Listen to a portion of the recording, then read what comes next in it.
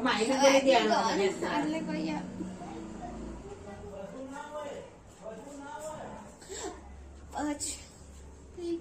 બીજા હાથે મિલાશે એક પટ્ટો તો મારા બધે થઈ ગયો કારીગર હારા વેક્સ વગર બસ વેક્સ ના જુઓ ગુડ થઈ જાય